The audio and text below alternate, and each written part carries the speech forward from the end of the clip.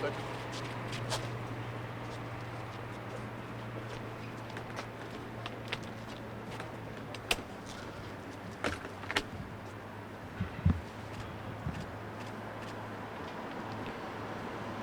Torej, hvala vsem, da ste prišli, vsem prav lep pozdrav.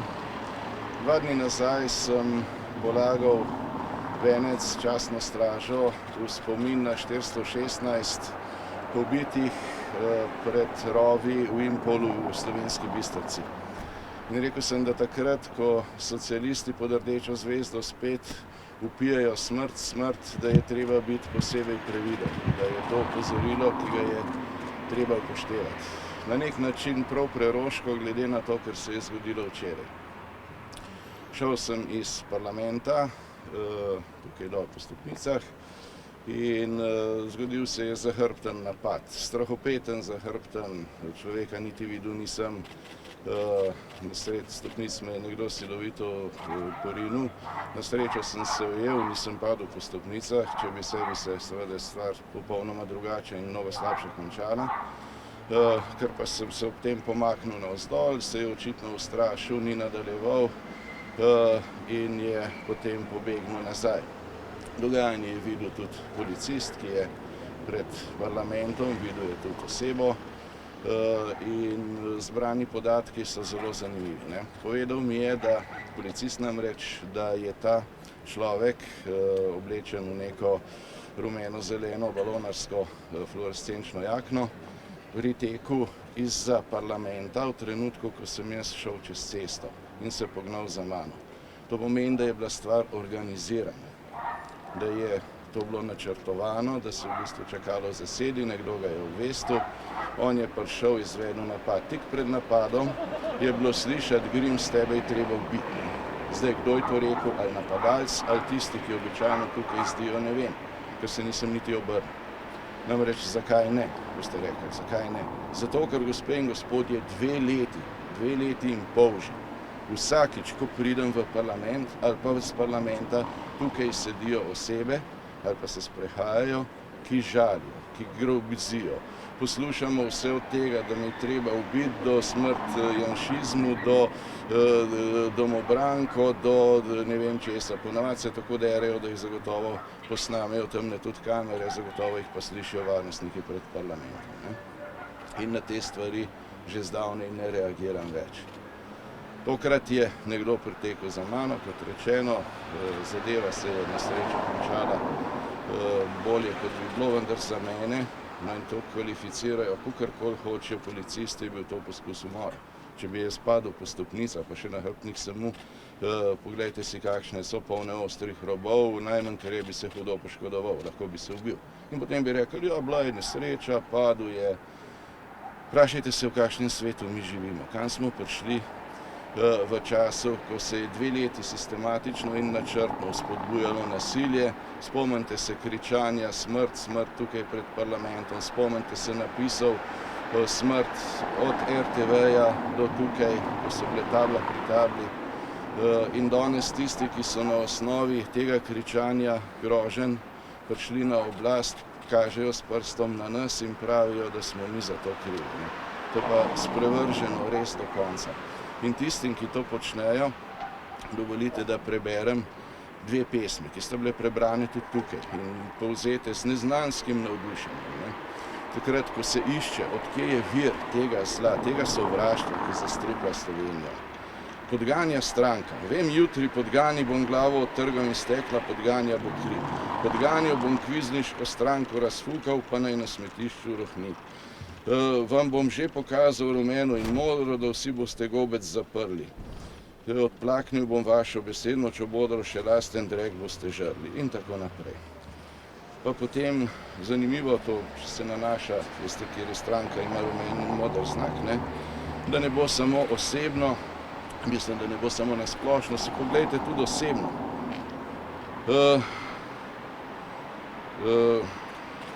Goebbels je na srečo mrtev, Grims ta pa še kar živi.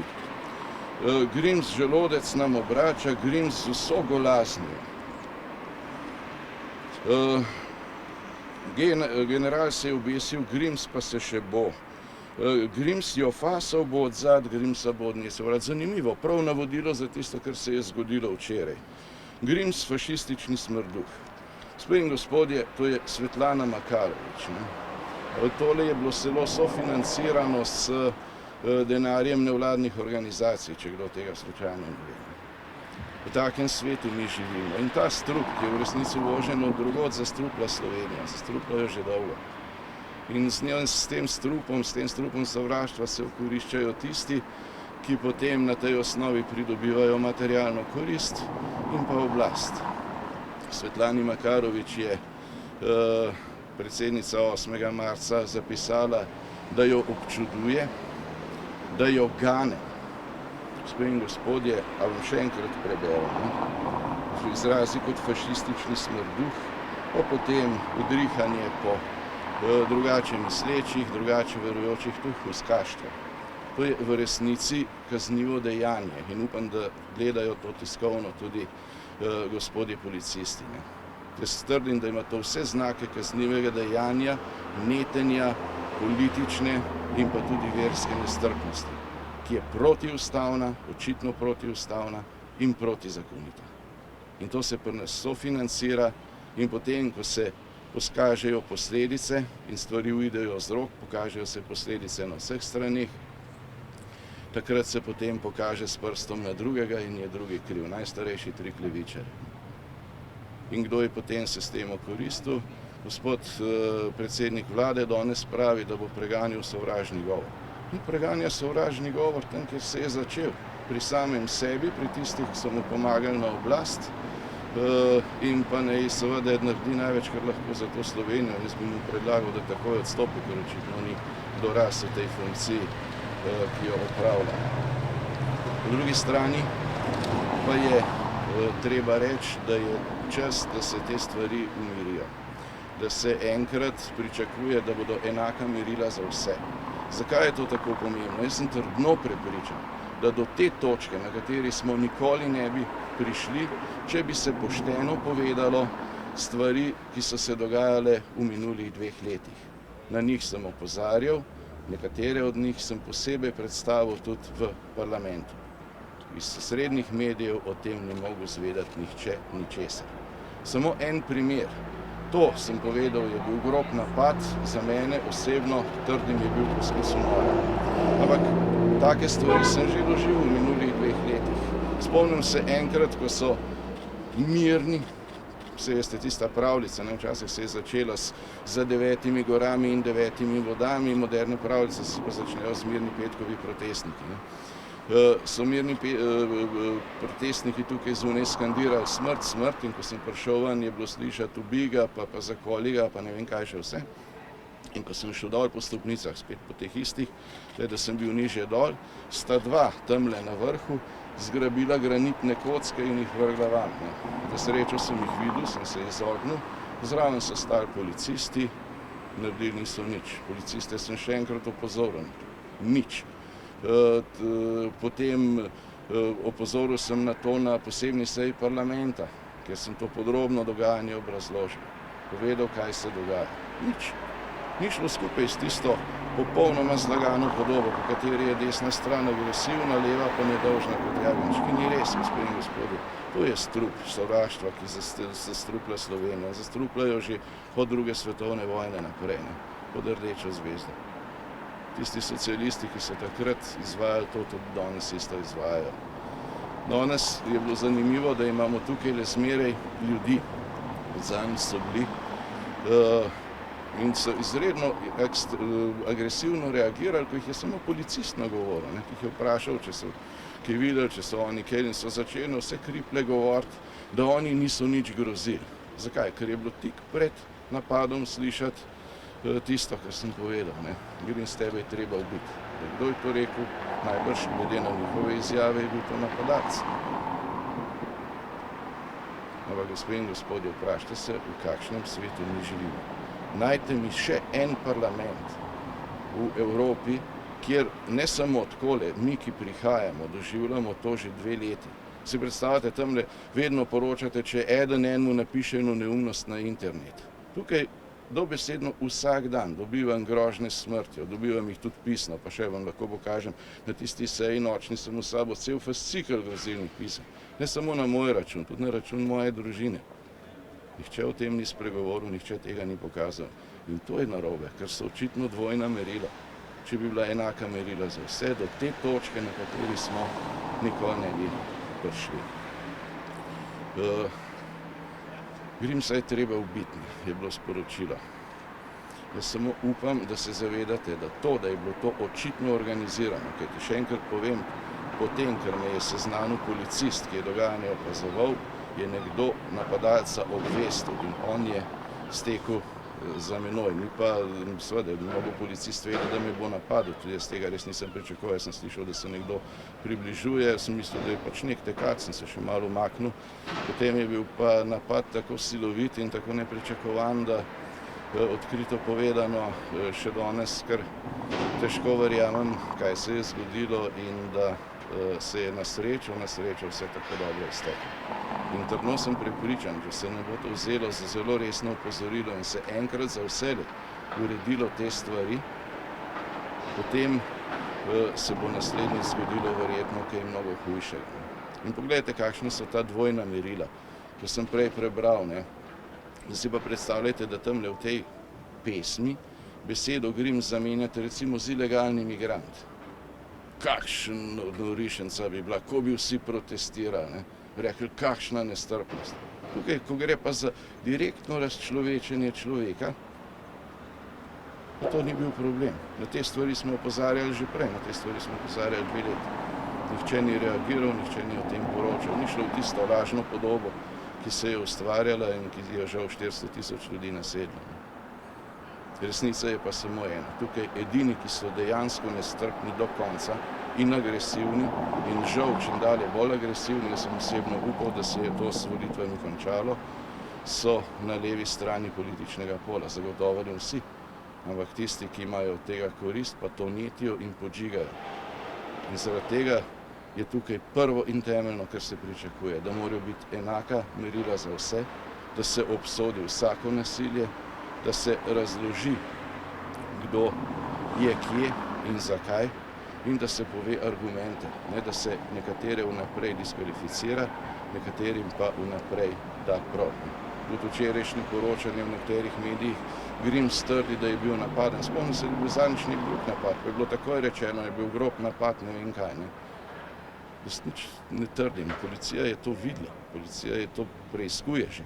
Policija je to potrdila in tukaj je dovolj kamer, da sem trdno prepričan, da identifikacija te osebe ne bo problematična. Mi je pa zanimivo, da včeraj, ker me je ta človek izredno grdo plunil od zadaj, vse zahrbtno od zadaj, po laseh, sem predlagal, ne vzamejo vzorc DNK. In niso hoteli, 2-krat sem to predlagal. Zanimivo. No, ampak verjemite, da bom dokaze shranil in sem jih že. To, da ne bi slučajno potem kdo rekel, da ne morajo kaj dokazati ali pa ne morajo kakorkoli stvari preveriti. Pričakujem pa, da bo se stvari raziskalo do konca in da se bo enkrat povedalo tudi vse te povezave, take kot v resnici so. V celoti in brez sprenevedanja. Mislim, da je to prav zato, da dosežemo, da bo Slovenija spet varna, kar zdaj očitno ni.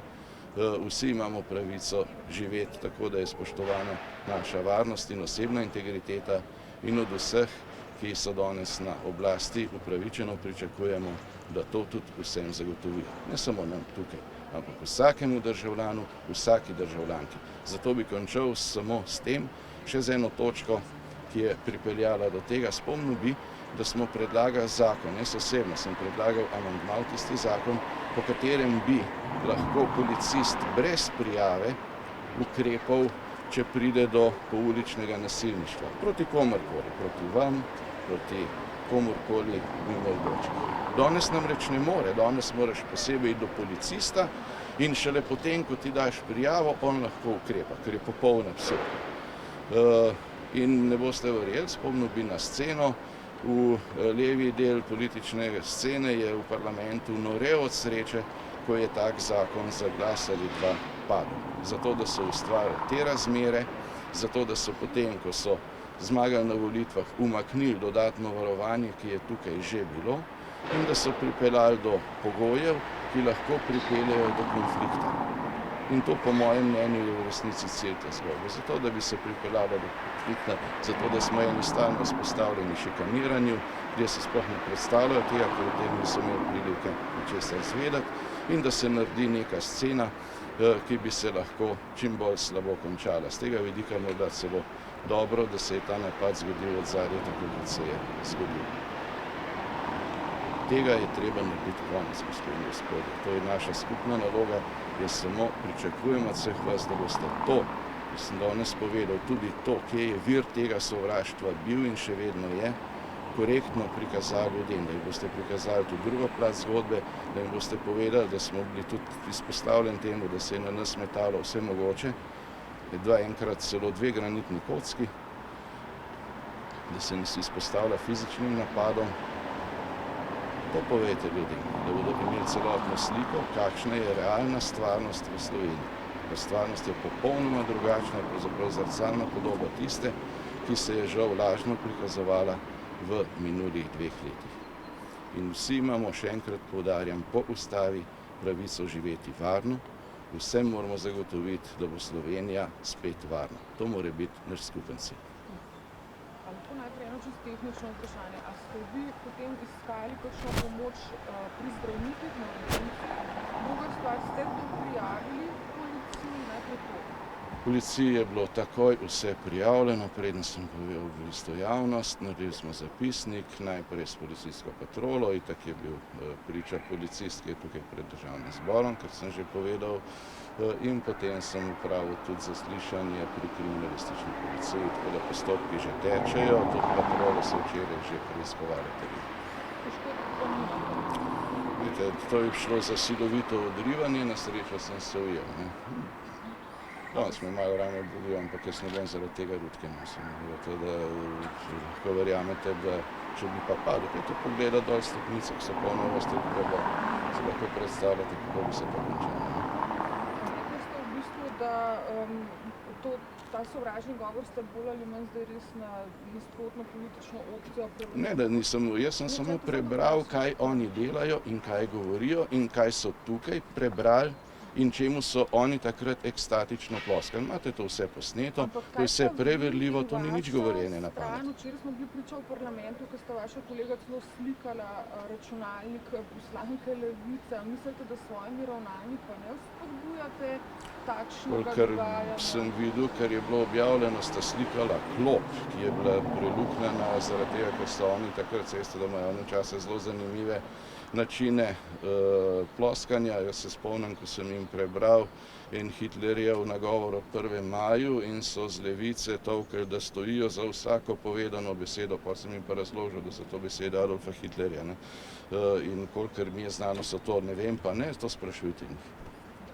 Je naključje, da se v istem tednu zgodita 2 taki stvari, kako gledate na to? Glejte, ko se enkrat legitimira in legalizira nasilje, ko se vzpostavi pogoje, tudi s tem, da se je umaknilo dodatno varovanje, ki še enkrat poudarjam, ob koncu mandata prejšnje vlade tukaj je že bilo, to ste vsi videli, se je ustvarilo pogoje za to, da lahko prihaja do takih ekscesov. Jaz samo vsak eksces je treba obsoditi, vse je treba raziskati in ljudje, ki to počnejo in tisti, ki temu hujskajo, bi morali za to odgovarjati. Na to opozarjam. Predvsem pa morajo biti enkrat v tej Sloveniji za vse ista merila. Ker do zdaj, bodite sami do sebe pošteni, jih ni bilo. Spomnite se naslovnice Dela, ki je bil čez celo naslovnico granitna kocka. Pa še ne komentiram. Boste zdaj glede na povišano stopnjo ogroženosti svoje osebe zaprosili tudi za kakšno dodatno varovanje ali kaj podobnega? Zaenkrat ne. Jaz samo upam, da je ta zgodba taka, da jo bodo vzeli dovolj resno, da se bo poskrbelo za ustrezno varovanje tukaj in pa da se bo stvari preiskalo in tudi uveljavilo odgovornost, tako da kaj takega nikomor več ne bo prišlo na misel. Mislim pa, da bi bil čas tudi na strani vseh tistih, ki so to podžigali sistematično, načrtno da se s tem preneha. In jaz samo upam, še enkrat povem, da take stvari zdaj spremlja tudi policija in da bi enkrat morala tudi ukrepati proti tistim, ki to sovraštvo načrtno netijo. Tudi tega smo imeli zdaj v parlamentu veliko. Spomnil bi, ko smo govorili o družinskem zakoniku, mi smo govorili o ljubezni do otrok, da potrebuje otrok mati in očeta, z nasprotne stvari je bilo pa o tem, kakšna naj bi bila katoliška cerkev. To je netenje nestrpnosti in nasilja, to je očitno protiustavno netenje nestrpnosti na osnovi vere in politike, tako kot tole. In še da je mera polna, se to plačuje iz denarja davkoplačevalcev preko nevladnih organizacij. Predsednik vaše stranke je bil pa že obsojen zaradi točnih besed. Tisti tweet, če slučajno poznate zgodbo, je bil zaradi ene divje laži, ki je bila načrtno, naklepno in naklep je kaznivo dejanje objavljena v medijih. A je, glejte, to je to, o čemer sem govoril, da se načrtno ustvarjajo razmere, da bi se pripeljalo do konflikta in potem se te konflikte zlorablja za ostrovanje situacije. In to je to, kar je v resnici narobe. Hvala lepa.